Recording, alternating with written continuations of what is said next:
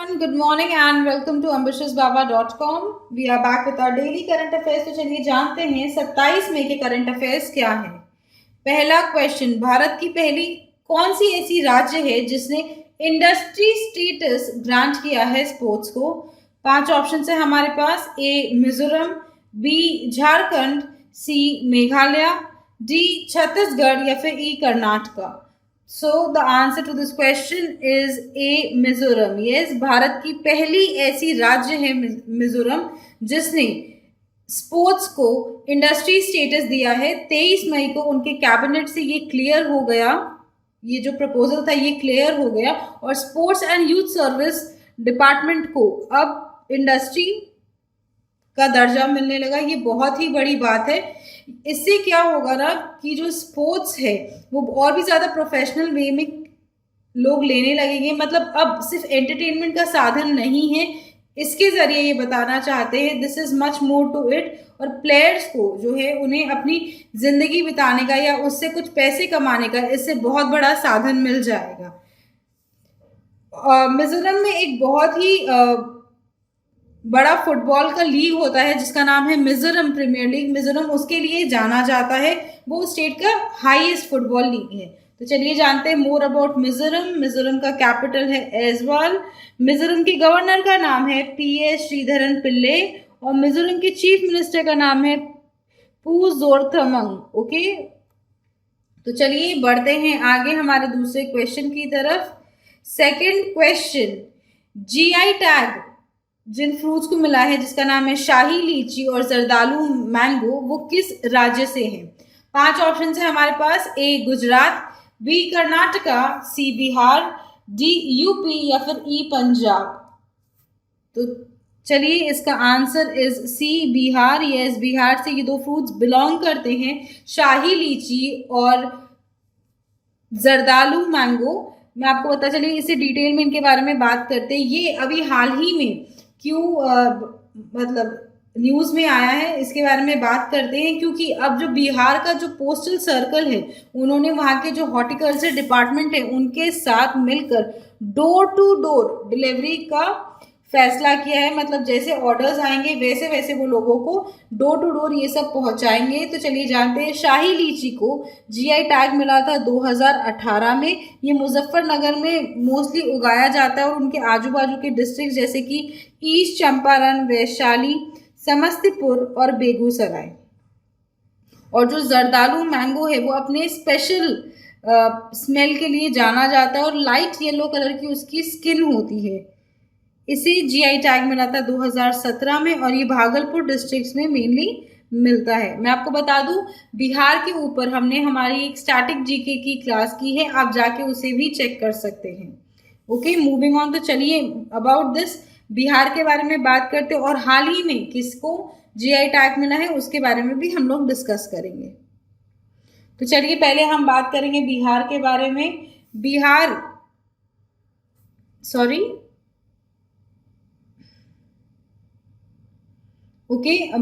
के जो chief minister है उनका नाम है नीतीश कुमार। बिहार का कैपिटल है पटना। बिहार दिवस मनाया जाता है 22 मार्च 1912 को, फॉर्मेशन डे है बिहार का। और वहाँ के गवर्नर है उनका नाम है फागू चौहान। ओके, तो चलिए हम रिवाइज कर लिए बिहार के बारे में। अब GI टैग्स के बारे में बात करते हैं। तमिलनाडु के मिला है पथमा दही मैट को GI टैग। तमिलनाडु में और एक GI टैग मिला है जो कि पंचामृतम है पलानी टेम्पल का। केरला में मिला है मरायूर जैगरी को यानी कि गुड़ को GI टैग। केरला में तिरूर सुपारी को भी मिला है GI टैग। कर्नाटका के आरकनट यानी कि सिरसी सुपारी को भी मिला है GI टैग।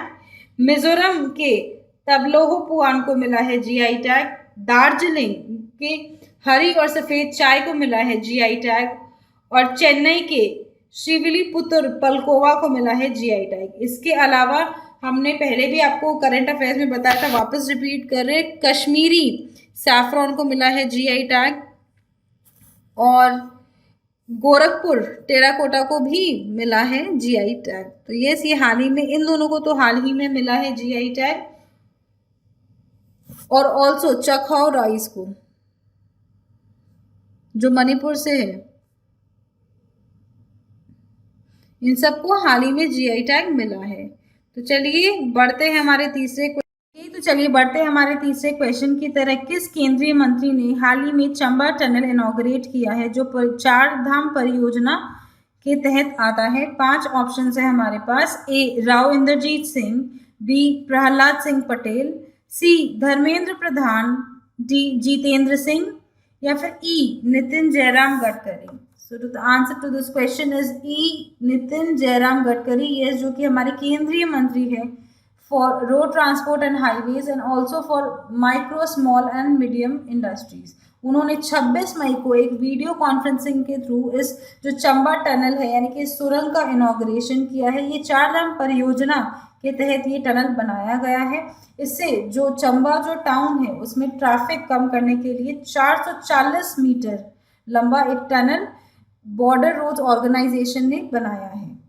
ओके,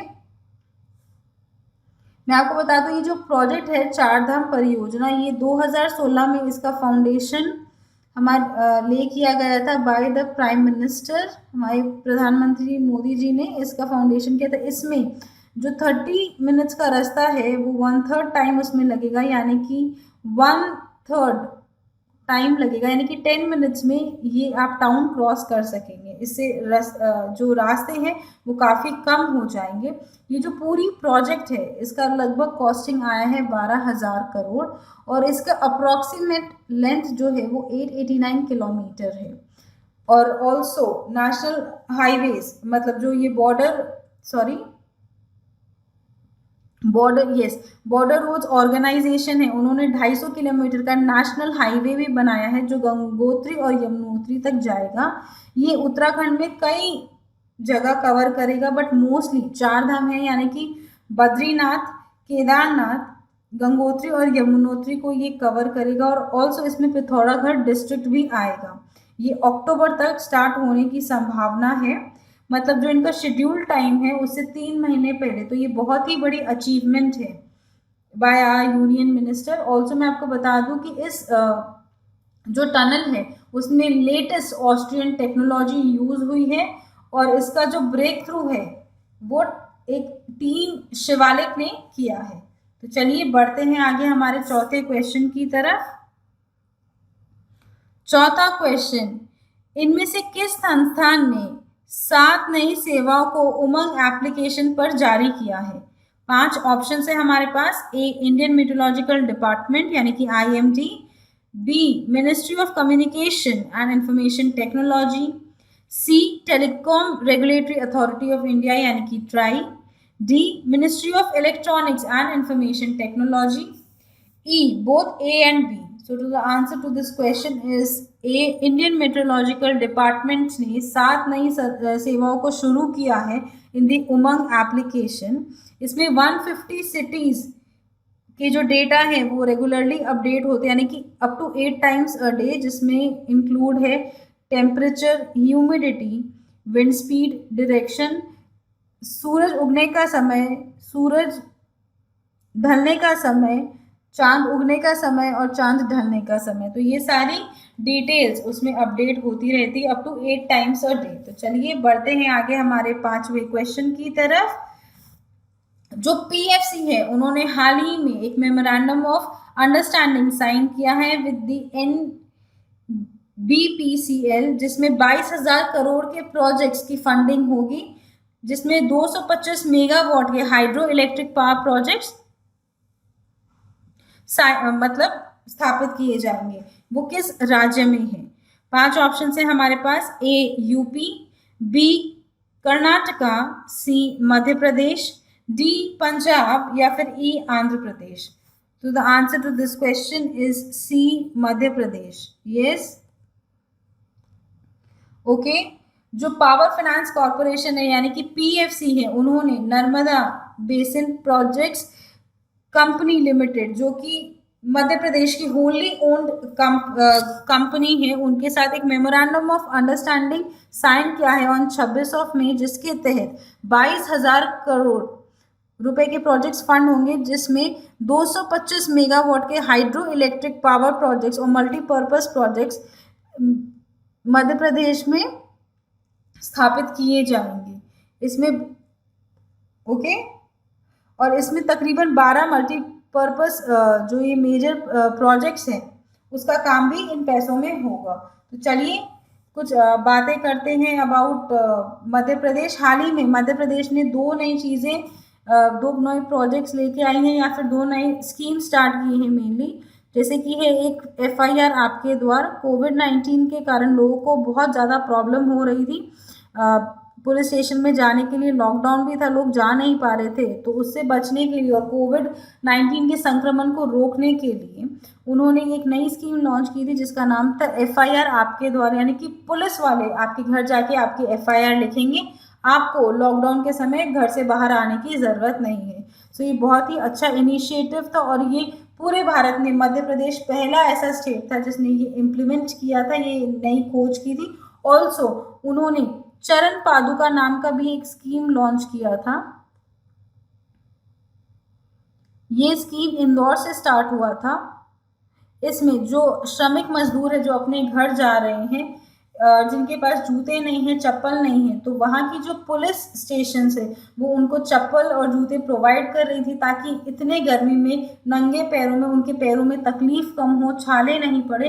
इस वजह से उन्होंने ये प्रोजेक्ट लॉन्च किया था जो जिसे बहुत ही ज़्यादा सराहना मिली ऑल ओवर इंडिया। तो चलिए बढ़ते हैं आगे। ये हो गई मध्य प्रदेश की बातें। बढ़ते हैं आगे हमारे छठे क्वेश्चन की तरफ। छठा क्वेश्चन, PMMSY ने जो फिश प्रोडक्शन है उसे बढ़ाने का निर्णय किया है टू 220 लाख मेट्रिक टन, जिसमें 20,000 करोड़ रुपए निवेश किए जाएंगे in the next 5 years. Union minister कौन है for the fisheries, animal husbandry and dairying?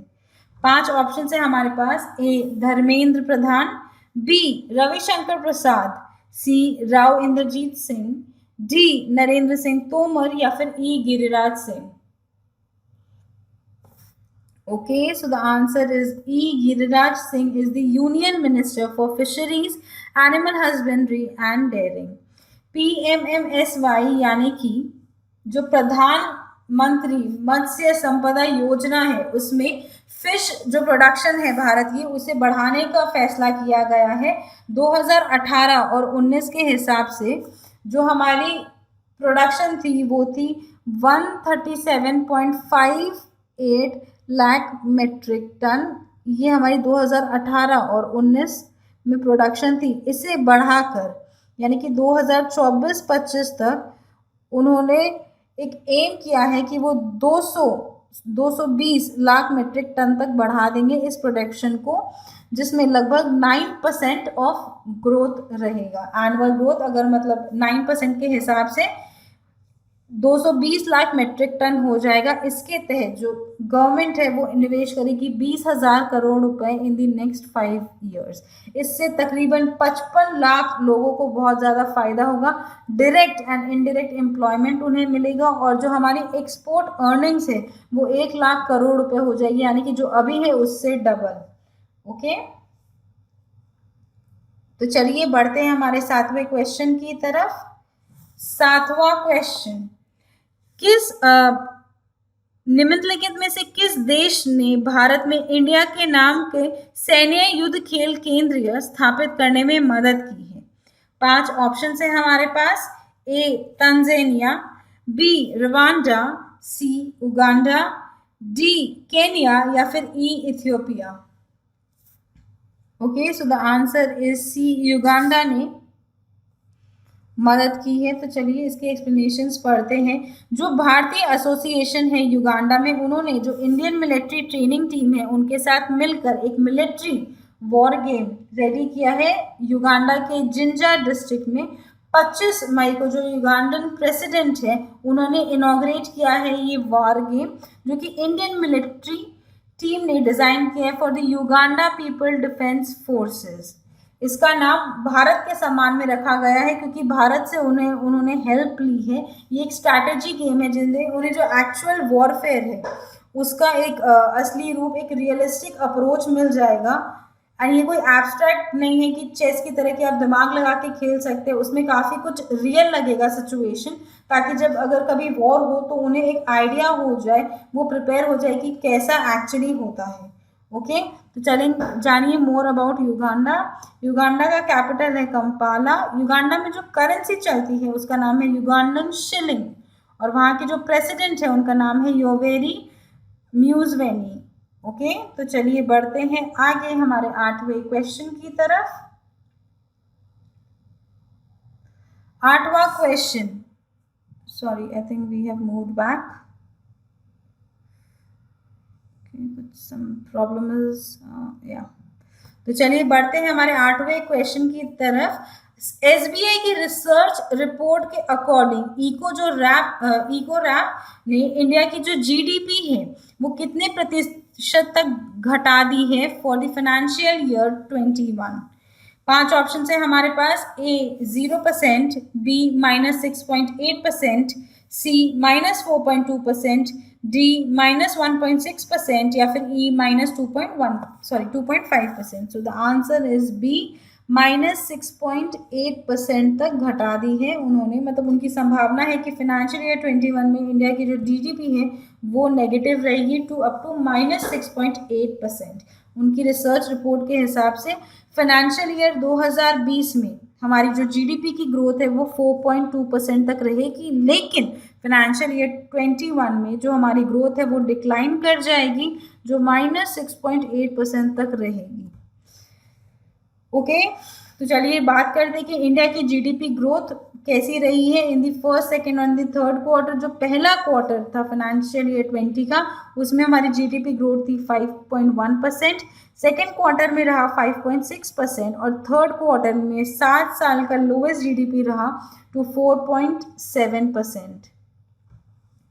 Okay, और उनका ये भी मानना है कि हमारी जो जीडीपी है वो तो -6.8% तक जाएगी, लेकिन जो हमारी ग्रॉस वैल्यू एडेड ग्रोथ है वो भी नेगेटिव में आ जाएगी। आप जान ही रहे हैं कि इंडिया कैसे सफ़र कर रही है ड्यू टू द लॉकडाउन। लगभग 2 महीने हो गए हैं लॉकडाउन को, और कोरोना वायरस के संक्रमण को कंट्रोल करने के लिए लॉकडाउन किया गया था मार्च के महीने में, जिसके कारण सब जगह लगभग प्रोडक्शन वगैरह बंद है। इसी के कारण हमारी जीडीपी फॉल कर रही है, बिकॉज सब कुछ बंद रहेगा तो ना हम एक्सपोर्ट कर पाएंगे ना कुछ प्रोडक्शन हो पाएगा। सो इसीलिए अलग अलग जो ये रिसर्च करते हैं उन्होंने एक रिपोर्ट में इंडिया के जीडीपी का अनुमान लगाया है फॉर द फाइनेंशियल ईयर 21। तो चलिए बात करते हैं बाकी संस्थाओं ने इंडिया की जीडीपी क्या प्रोजेक्ट की है फॉर द फाइनेंशियल ईयर 21। जो मूडी है उन्होंने किया है 0%, IRR यानी कि इंडियन रेटिंग्स एंड रिसर्च ने किया है 3.5%, जो इकरा है यानी कि ICR है उन्होंने -5% पे दर्ज -5% पे दर्ज किया है। जो वर्ल्ड बैंक है उन्होंने किया है 1.5% से 2.8% तक इंडिया की जीडीपी एंटिसिपेट। जो ADB है यानी कि एशियन डेवलपमेंट बैंक ने किया है 4%, और जो IMF है यानी कि इंटरनेशनल मॉनेटरी फंड। ओके, तो चलिए बढ़ते हैं हमारे 9वें क्वेश्चन की तरफ। इनमें से किस कंपनी ने end to end wealth management क्षमताओं को प्रदान करने के लिए स्विट्जरलैंड बेस्ड एवलॉक के साथ पार्टनरशिप की है?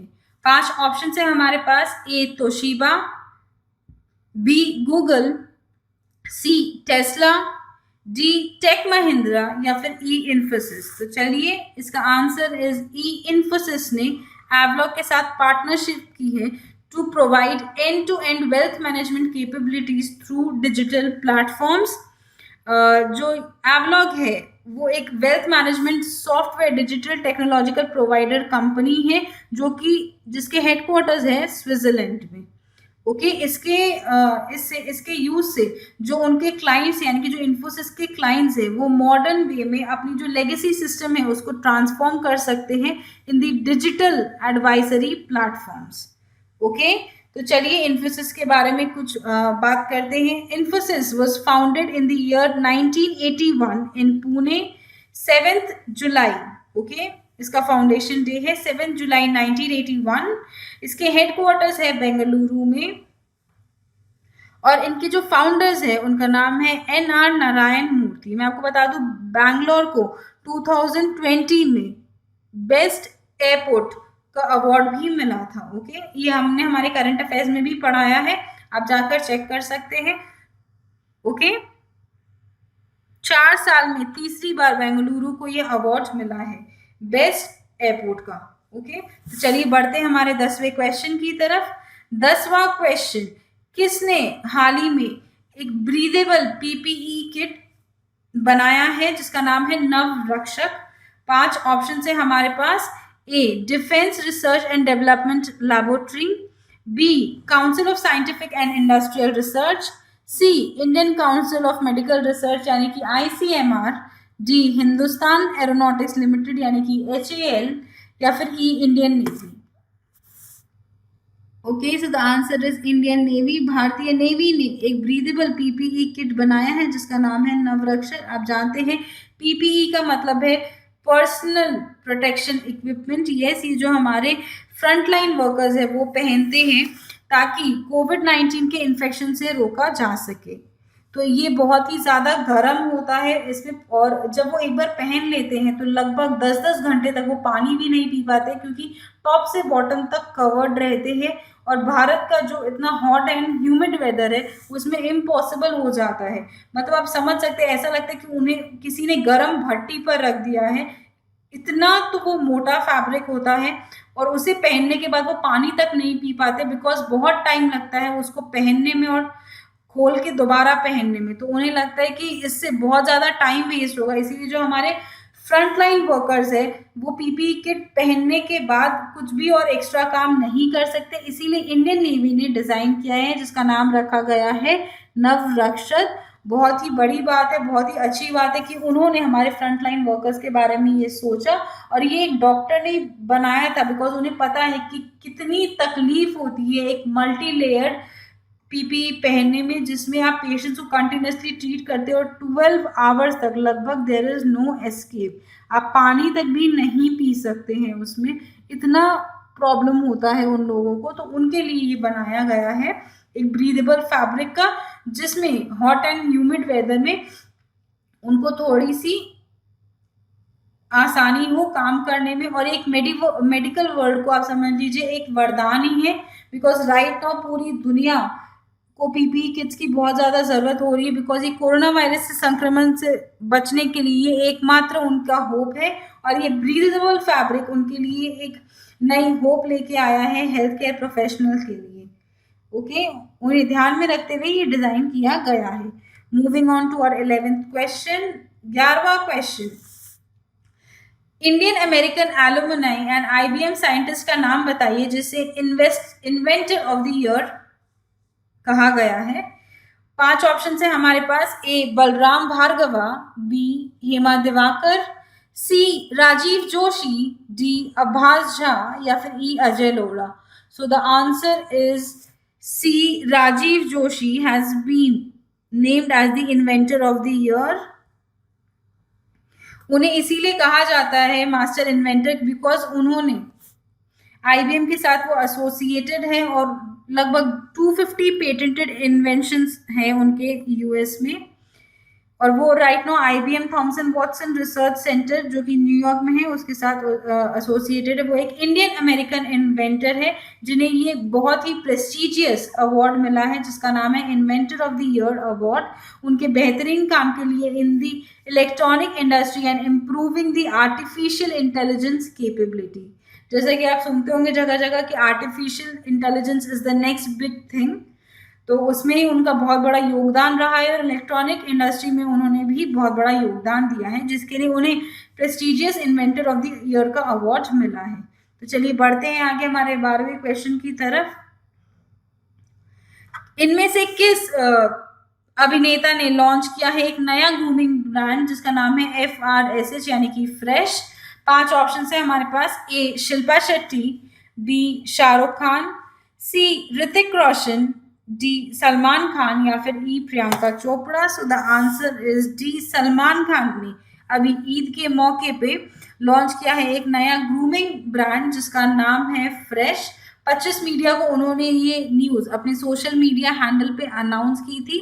को जो मेनली अभी सैनिटाइजर्स, उनका पहला जो प्रोडक्ट है वो हैंड सैनिटाइजर्स है, जो आप जानते हैं अभी बहुत ज़्यादा ज़रूरत है। अभी मैक्सिमम लोगों को अपनी हैंड सैनिटाइज करने की ज़रूरत है। और इसके बाद जो उनका ब्रांड है वो डील करेगा in the field of deodorants and perfumes. वो हमेशा ईद के मौके पे कुछ ना कुछ नई फिल्म्स लॉन्च करते, बट इस साल लॉकडाउन के कारण कुछ भी नहीं हो पाया, तो अपने फैंस को निराश नहीं करने के लिए उन्होंने एक ब्रांड, ये जो उन्होंने नया प्रोडक्ट लॉन्च किया है उसकी अनाउंसमेंट की है। मैं आपको बता दूं, हाल ही में सलमान खान पे 1998 से एक ब्लैक बक हंटिंग केस भी चल रहा है। इसके बारे में हमने राजस्थान के जीके जो स्टैटिक है उसके बारे में भी बात की है। 2 ब्लैक बक उन्होंने हंट किए थे in the year 1998 file shooting for the movie हम साथ साथ हैं। तो वो केस अभी तक चल रहा है। ओके, ब्लैक बक यानी कि चिंकारा, जो कि एक एंडेंजर्ड स्पीशीज है। तो चलिए moving to our 13th question.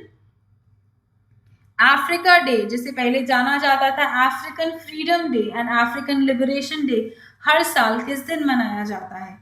5 option है हमारे पास। ए 22 मई, बी 23 मई, सी 24 मई, डी 25 मई या फिर ई 26 मई। So the answer is D 25 मई को मनाया जाता है अफ्रीका डे। चलिए इस एक्चुअली मेनली अफ्रीका डे को जो उनका एनुअल कमेमोरेशन था और जो जब फाउंड हुआ था ऑर्गेनाइजेशन ऑफ अफ्रीकन यूनिटी 25 मई 1963 को, उस डे को सेलिब्रेट करने के लिए हर साल अफ्रीका डे बोल के मनाया जाता है। हर देशों में मनाया जाता है but mainly in the African continent. और उसका नाम लेटर चेंज हो गया था। ये जो संस्था थी ऑर्गेनाइजेशन ऑफ अफ्रीकन यूनिटी, वो लेटर कन्वर्ट हो गई थी टू द अफ्रीकन यूनियन 9 जुलाई 2002 में। लेकिन फिर भी अभी भी 25 मई को वो मनाते हैं as the African day. Okay, तो चलिए बढ़ते हैं आज की आखिरी। तो चलिए पहले हम रिवाइज करेंगे इंपॉर्टेंट डेज क्या क्या हैं। और मई में 3 मई को मनाया जाता है वर्ल्ड फ्रीडम डे। 4 मई को मनाते हैं हम coal miners day and international fire fighters day. Fire fighters day मैं आपको रिवाइज कर रहा हूँ, मनाया जाता है बिकॉज 5 फायर फाइटर्स की मौत हो गई थी इन ऑस्ट्रेलिया में जब फायर हुई थी तब। तो उस दिन के लिए सम्मान के लिए उनके सम्मान के लिए इंटरनेशनल फायर फाइटर्स डे मनाया जाता है। 7 मई को हम मनाते हैं वर्ल्ड एथलेटिक्स डे। 8 मई को मनाया जाता है world red cross day and world thalassemia day. 11 मई को मनाया जाता है नेशनल टेक्नोलॉजी डे। 12 मई को हम मनाते हैं इंटरनेशनल नर्सेज डे। 17 मई को मनाया जाता है world telecommunication day and world hypertension day. और 18 मई को मनाया जाता है world AIDS vaccine day and international museum day. और 21 मई को हम मनाते हैं national anti terrorism day. Okay, तो with this we come to the end of today's class. I hope आपको ये वीडियो पसंद आया। अगर ये वीडियो पसंद आया तो इसे लाइक कीजिए, अपने दोस्तों के साथ शेयर कीजिए और हमारे चैनल एम्बिशियस बाबा को सब्सक्राइब जरूर कीजिए। ऑल्सो जो आज की क्लास है उसका PDF आपको नीचे लिंक मिल जाएगा डिस्क्रिप्शन बॉक्स में, वहां से जाके आप उसे अपने रेफरेंस के लिए डाउनलोड कर सकते हैं। ओके, मूविंग ऑन, आप हमसे हमारे टेलीग्राम चैनल पे भी ज्वाइन कर सकते हैं, जिसका लिंक नीचे डिस्क्रिप्शन बॉक्स में। यहाँ पे आपको हमारे मॉक वगैरह सबके PDF मिल जाएंगे और आपकी कोई भी क्वेरी है तो वहाँ पे आप हमारे ग्रुप में पोस्ट कर सकते हैं और हम चेष्टा करेंगे कि आपकी क्वेरी जल्दी से जल्दी हम हमारे एंड से सॉल्व करें और आपको सारी details with related to our class, our mock test, आपको सब हमारे टेलीग्राम चैनल पर मिल जाएगा। तो प्लीज़ आप हमारे टेलीग्राम चैनल को ज़रूर ज्वाइन कीजिए। Also we have launched a new app on play store जिसका नाम है करंट अफेयर्स। यहाँ पे जो हम पढ़ाते हैं उसके अलावा आपको डेली करंट अफेयर्स मिलेंगे। वहाँ पर आपको डेली एंड मंथली क्विजेस मिलेंगे जो आप सॉल्व कर सकते हैं, अपनी नॉलेज टेस्ट कर सकते हैं with explanation. And also government job से रिलेटेड जितने भी अलर्ट्स है आपको उसी ऐप में मिल जाएंगे। आपको हर एक वेबसाइट खोलने की ज़रूरत नहीं है। ओके, सो प्लीज़ आप उसे डाउनलोड कीजिए प्ले स्टोर से आज ही। So thank you friends, that's all for today. Have a good day.